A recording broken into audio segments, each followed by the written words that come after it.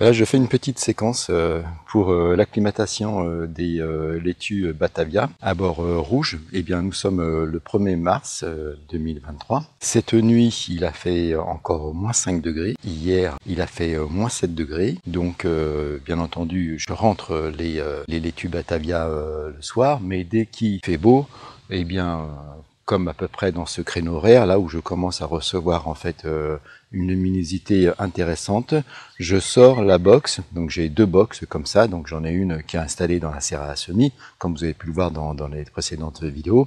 Et là, celle-ci, ça va être une box mobile que je peux déplacer et donc mettre les petits semis. Enfin, c'est plus des semis maintenant, c'est des plants en fait. Hein. Mettre les plants et bien à l'extérieur pour en fait les acclimater. Alors, j'ai regardé la température avant de lancer la vidéo. On est en fait encore à 1 degré. Il est à peu près 10h30. Donc voilà, j'ai apporté, j'ai positionné plus exactement la box dans un endroit qui reçoit quand même le soleil.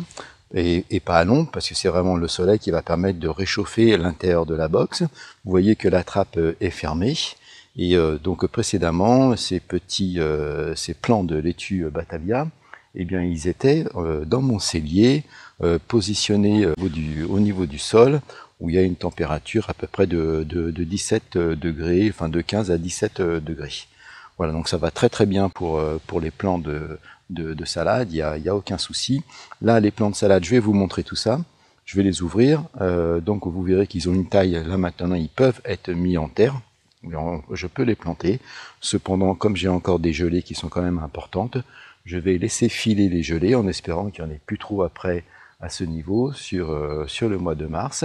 Et normalement, si tout va bien, là, d'après la météo, je me méfie un peu parce que hier, on a eu un -7 alors que la météo annonçait qu'un -1. Eh bien, donc voilà, donc ils ont la taille.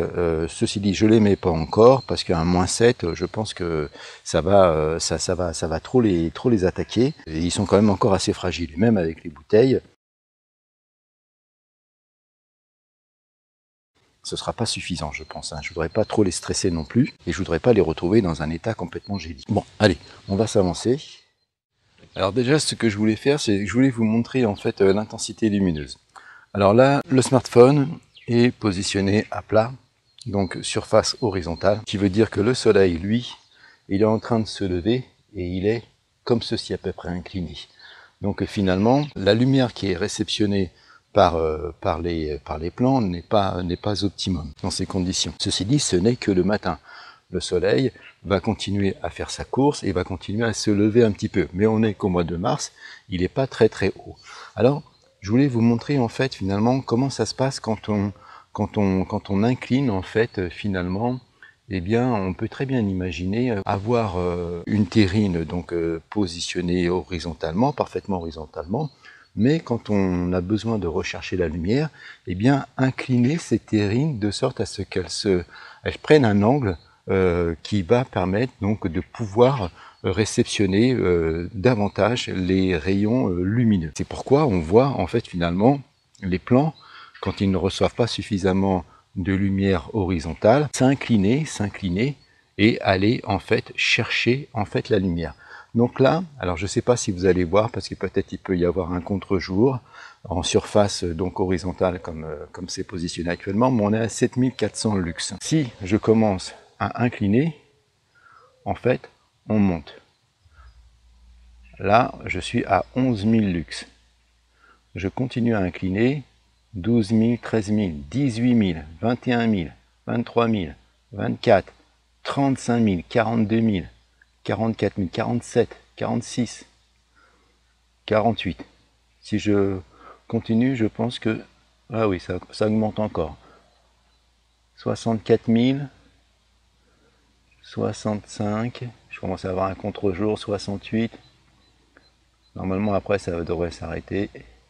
Oh, quoi que ça monte encore, oui, effectivement. 73 000. Donc, on voit que finalement, plus on trouve l'angle en fait de réception optimum, et plus l'intensité en lux augmente. Si je me mets à la verticale complètement, et bien là, je baisse de nouveau. Je passe à 51 000. Donc voilà, positionné comme ceci, je devais être au maximum. Alors ça, c'est l'inclinaison est vraiment très très forte parce qu'on n'est qu'au mois de mars.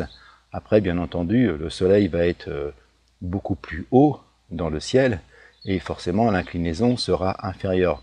En fait, on peut partir peut-être, je pense, en pleine saison sur une inclinaison de 30 degrés pour avoir une optimisation donc maximale. Ceci dit, en pleine saison, ça ne nous intéresse pas trop d'incliner nos terrines puisque normalement les plants ils sont déjà en terre. Mais en fait, voilà, c'était juste une petite démonstration pour vous expliquer un petit peu cette recherche en fait de luminosité de nos plantules une fois que les graines ont germé, pour aller chercher vraiment l'intensité lumineuse maximale.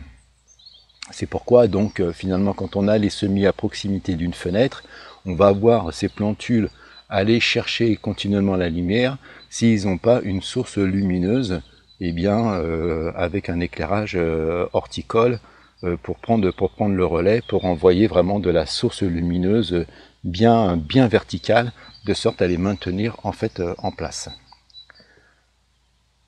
Voilà, bon, c'est une information que je pense intéressante en fait, et ce qui veut dire que quand on est en intérieur aussi, alors sans avoir une inclinaison comme ceci optimum, eh bien donc on peut quand même malgré tout essayer d'aller incliner un peu ces terrines de sorte à avoir une intensité lumineuse plus intéressante qu'une position de la terrine verticale. Parce que vous voyez là, j'ai remis la terrine verticale. Maintenant, on est parce que le soleil continue, donc sa course est continue à monter, on est passé à 8816, 45. Bon, ça bouge, 8009, 9000. Alors voilà, si je l'incline juste un petit peu, si je lui donne un petit angle, je sais pas, ça c'est peut-être un angle à 20 degrés, je dirais, tout de suite, je suis à 41 000 lux. Donc vous voyez, ça vaut peut-être le coup aussi, donc finalement de surélever un petit peu ces terrines pour aller chercher l'intensité lumineuse la plus favorable et ainsi éviter à nos semis de s'étirer pour aller chercher la lumière. Voilà, petite démonstration. Maintenant, on va passer à l'intérieur. Voilà, là on est à l'intérieur. On voit donc du coup les plants qui se portent ma foi très très bien. Vous voyez, de plus près. Donc là, ils ont vraiment la taille vraiment pour être en terre. Hein. Il y en a des un peu plus gros, des un peu plus petits, mais c'est normal. Et là, si on prend la température intérieure, eh ben, il fait 17 degrés. 17 degrés, donc avec la trappe fermée. Hein. Donc on voit bien que même avec un 1 degré en extérieur, eh bien, finalement, on arrive à avoir une température de confort très intéressante, du coup, en intérieur de la box. Après, attention, ce qu'il faut vraiment, c'est être présent quand on met en fait ces plants comme ça en extérieur, parce que, et quand c'est fermé, parce que d'un moment dans la journée, ça va vraiment chauffer très très fort. Si le rayonnement continue comme ça, on va monter en température donc de l'air, et forcément, ça va finir avec les UV par réchauffer très très fort à l'intérieur. Donc il faut être sur place pour pouvoir lever, aérer, voire même potentiellement complètement enlever le couvercle. Parce que là, la salade, elle apprécie pas trop, hein, quand même, de monter à 35 degrés, par exemple. Hein, parce que ça, c'est sûr qu'on peut monter à 35 là-dedans, sans problème. Hein. Donc, vous voyez, ça, ce sont des étapes d'acclimatation que l'on fait, normalement, avant d'introduire, en fait, ces plants directement en terre. C'est toujours mieux de les acclimater progressivement.